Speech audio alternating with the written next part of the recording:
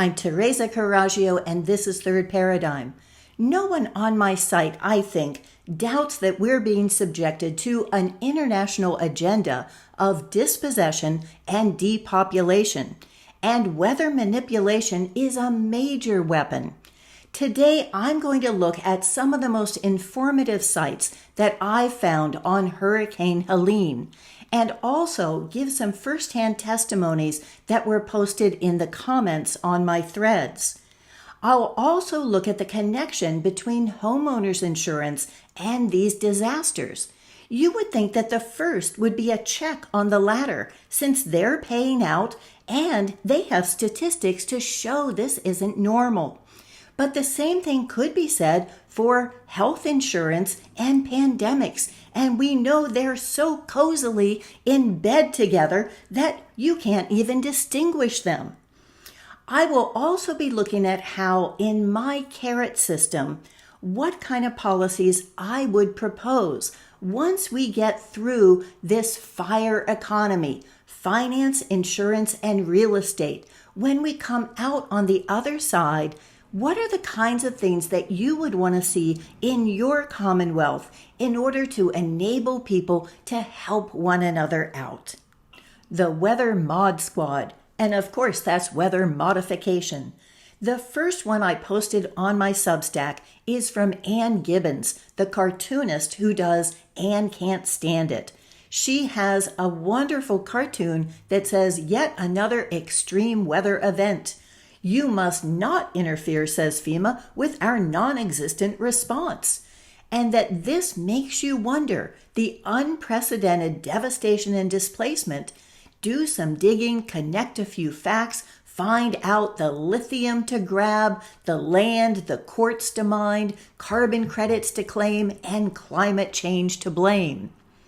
She also linked an article from Reese Reports on how to steer hurricanes, flood homes, and steal lithium.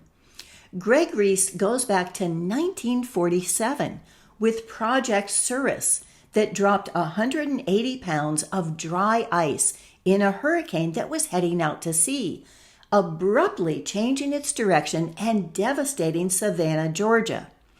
In 1965, Project Storm Fury seeded Hurricane Betsy that then hit southern Florida.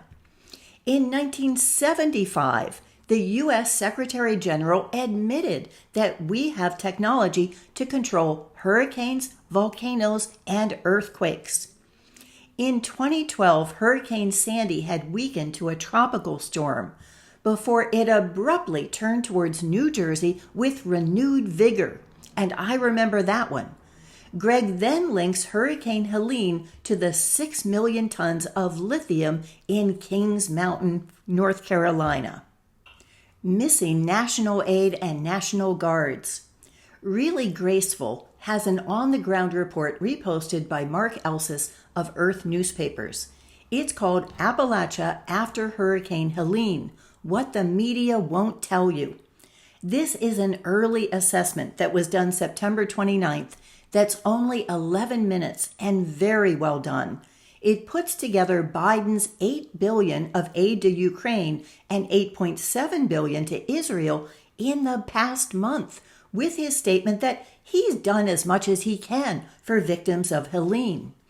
She also shows that 700 Tennessee National Guard were deployed to Kuwait in the previous month, and shows the figures for National Guard in the Middle East. The impact on food production, intergenerational farms, livestock, orchards, transportation will hit everyone. And coincidentally, the longshoremen's port strike has halted food imports. The grocery chain, she adds, for the South had their headquarters wiped out, so they weren't pumping gas, filling prescriptions, or taking anything but cash, and this is in her area that was not affected. Grace's advice is walk, don't run, but get what you need. And side note, make sure your homeowner's policy is up to date. I'll be talking more about that later. Truthstream Media has also posted a 3-part series on what is actually going on in North Carolina. I posted the first in my Substack, which will lead to the rest if you have the courage and the heart for it, and I confess that I didn't. Waiting on a miracle. On my post, Keeping a Miracle Diary, Mike wrote, "Speaking of miracles, the following summarizes some of my experiences and observations in reacting to Helene in the first few days afterward. And the point I want to make is that the local communities stepped up and did what needed to be done and are still at it today. Although widespread throughout the region, damage is localized based on various causes. One must keep in mind that the area is mountainous and heavily forested. That means high elevations, deep ravines, and valleys with varying sizes of streams and rivers. Infrastructure was taken out by micro windbursts, common in the mountains, tornadoes, not common, and heavy rain up to 20 inches over 12 hours in the mountain and forest watershed, probably 3 to 4 times what a typical bad storm would be. It was a generally pleasant and dryish summer, although it had been raining before the storm arrived. So the ground was pre-saturated. Isolation resulted from trees across rows and power lines, mudslides, and bridges washing away. Cell phone service was down, although EMS told us you could still dial 911. So I suspect the towers were either running on generators and restricted in power or just plain throttling service. In my area, the roads were blocked by trees, bridges washed out, and mountainside roads washed away. My wife was at the house during the storm, but I was away. A neighbor with satellite internet and a generator informed me the wife and house were okay. The house has a unique vantage point to multiple elements of the storm and the aftermath. It sits at a mid-elevation deep in a cove on top of a ravine within 50 feet of a year-round stream. It was dark and she heard the trees crashing and boulders rolling down the stream, but otherwise did not feel threatened by the havoc happening outside. It took me 2 days to figure out how to get in the area. I had to bypass a highway patrol roadblock and hike 2 miles across the only bridge still up, a train trestle. By the time I got there, the neighbors had cleared a single lane through the main community road and my driveway in case my wife wanted to get to the valley floor to evacuate. She chose to stay because she had food, water, and viable shelter where she was. When I arrived, I found a tornado had landed 50 feet from the house and cut a 90-degree arc along the cove ridge north of the house. 100-foot-high oaks and maples were tossed around like matchsticks. A dozen or more fell on the driveway. Amazing, nothing hit the house. There were 2 vehicles in the driveway, and the trees fell front and back, but not on them. Clearing the road was a huge task, but the locals did it on their own. The local EMS were awesome and on top of things, checking in on each home. To my knowledge, there were no deaths in the area. Then Immigration and Border Patrol and FEMA arrived, and things went to shit. Local official help withdrew. So why were they there? The locals were coping just fine.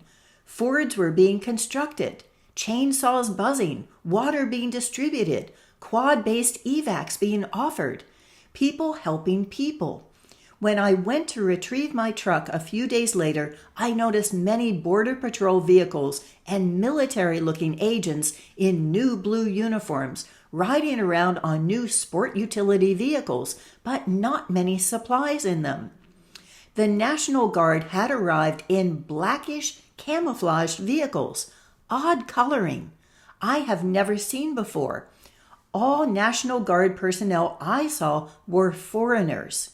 I thought National Guard was a cross-section of the U.S. population. After about 4 days, the locals apparently had enough. FEMA rode around with armed guards in tactical gear. The next day, poof, Border Patrol and FEMA gone. At best, they were relocated to worse areas. At worst, they were doing survey and recon. I have many speculations, but that's all it is. Also have many lessons learned for another time. I told Mike that I was honored that he had shared his personal story in my stack. I also said that I had friends who moved their company called the Living Seed Company to Weaverville, North Carolina in 2021. I had heard from them that they were okay, and even though they'd been without power and communication for a couple of weeks at that point, the entire sweet community had really pulled together, and so everyone was doing fine. I also mentioned that when we went through the so-called lightning fires here by the ocean, where we have not had lightning ever before or since, there was only one community in the mountains that refused to leave.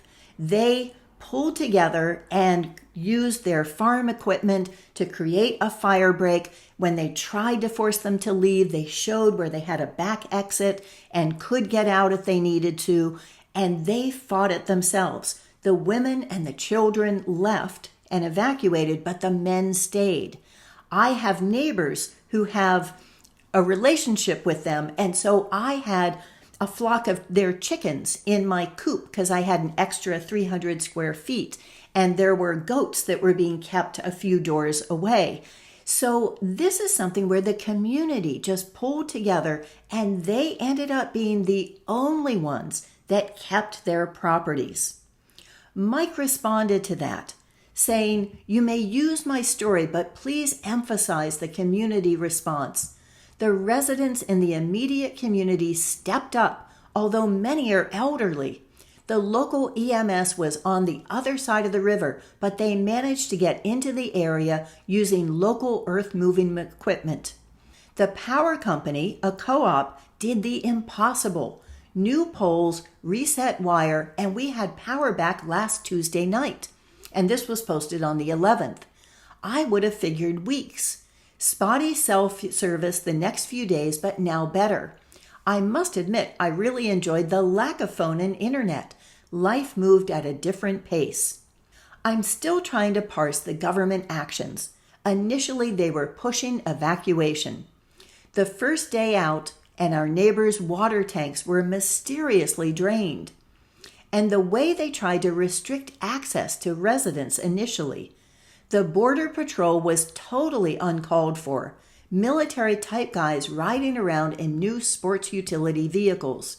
Foreign National Guard in black camouflage trucks. FEMA with armed escort. It was quite a display. Never saw any of them with supplies, except for one packed with beer. I was concerned they might use the event to do a land grab for their agenda. The wife had similar vibes, so she was not going to leave. After a few days, the locals let it be known that they could handle the situation, weren't going anywhere, and any move that way would not be met passively. Message sent and apparently received. I'm sure we got a special mark on the op map. We were fairly prepared, as were the other full-time residents. Kind of comes with the territory when you live in the boonies 20 miles from shopping. Another excellent Substack that I've followed for a long time is Decode the World. He put out something called Engineered Hurricane Destroys Appalachia. Decode cites media sources showing that Tesla's Piedmont Lithium got the contracts for Kings Mountain in April of this year. Before they were closed, these mines had supplied nearly all the world's lithium from the 1950s to the 1980s for nuclear bombs, pharmaceuticals, and ceramics. It is a hard rock source, unlike the brine extraction of places like Chile. Totally green, except for when they spontaneously combust. He posts some videos showing how rescue efforts are being thwarted and donation funds are being diverted. But then he says the real money is in the cleanup and gives a personal and heartbreaking example. He writes, "In the case of a wildfire at a cabin we owned, the debris removal contractor kept about $30,000 worth of our redwood logs. The logs were cut to 14-foot lengths, not the usual 40-foot lengths to go on a log truck. I found out later they were putting the logs in shipping containers and sending them to China. Here is a copy of the receipt from the cleanup on a part of our property in Northern California after a wildfire. Keep in mind the property was worth about $600,000, and our logger estimated it would have cost him $40,000 to do the same job, and I attached this in the Substack. The bill is $1.37 million for hazard tree removal, $70,000 for consultant labor, and $43,000 for structural debris cost. Together it comes to $1.5 million. So this is all being billed to the insurance companies, and it is just passing money from one hand to the other. I mentioned that in the lightning fires, one town stayed and fought it themselves, and it's the only one that survived. I remember seeing photos where the power company cut down all their redwoods at about 10 feet high, left the stumps, and stacked it all on their trailer pad where they'd planned to live while they rebuilt. He replied, "You are correct. This is literally a do-it-yourself operation. My cabin was destroyed at the Wallbridge fire in 2020, but a neighbor who stayed to fight the fire saved his house. Everything around him burned to the ground." I've seen fire and I've seen rain. When we emerge from this catastrophic baptism of tornadoes and earthquakes and disasters and floods, what are the policies that you want to design for your hamlet of 20,000 people? Now remember, according to the policies in my book, How to Dismantle an Empire, you're going to be issuing the mortgages and also issuing the credit that is backed by the mortgages. So will you, when you issue those, require insurance? Will you supply insurance? Will you allow them to buy insurance from outside companies? I've thought that for my own policy, for what I'd like to see, I would neither supply nor require insurance. I would allow people who want it at whatever price they're charging to go out and find it. But I think that we can take care of each other. And what has really convinced me of that is looking at my son-in-law, who is trying his damnedest to become a firefighter. So he's doing grueling weekends with training with search and rescue. He is working as a grunt at minimum wage at one fire station. He's going to be volunteering at another. He's gone through an intensive and expensive EMT education. And now he just passed his test to get into paramedic school at the 99th percentile, which is another long commitment and more money with no guarantees. This is something that also requires visits to fire stations where you need to bring gifts, and they can't be homemade because they don't trust you to actually use sanitary conditions. So you have to buy considerable amounts of things to take and try to impress them. This is pretty shady to me, but what it shows me that for him, who is someone with patents to his name and a background as a mechanical engineer and a physics major at Cal Poly, that these are things that men want to do. They want to help. And everywhere I turn, I'm running into other people, like my tattoo eyeliner woman's husband, who is also trying to be a firefighter, and my hairstylist son-in-law, who is also trying to be a firefighter. Men are jumping through so many hoops in order to do a hard and dangerous job so that they can do something that feels useful. So I don't think that we need to bribe people to help each other. I think what we need to do is to train them, equip them, and enable them, and then get out of their way. So within my system, you can get credentialed in any skill that you want. And we can have sibling cities that have agreements where we can create the carrots to pay someone for their own labor so that they can go off and take their skills to someplace that they want to help out without having to worry about their own rent and mortgage in the meantime. And we can add to whatever we want to do to help each other. For myself, I have decided that since my homeowner's policy has been canceled because of this little scrap of lichen on the edge of a roof that isn't even covered, I'm not going to fight it. I'm going to trust in people, and I'm going to take that amount that I would have been paying and gladly put it towards helping other people where the worst has already happened, as soon as I can figure out how to do that. For more on how dispossessing Appalachians goes back 200 years to Hamilton, this is How Whites Were Trashed, and this is Appalachian Rage. Thank you for watching and stay safe.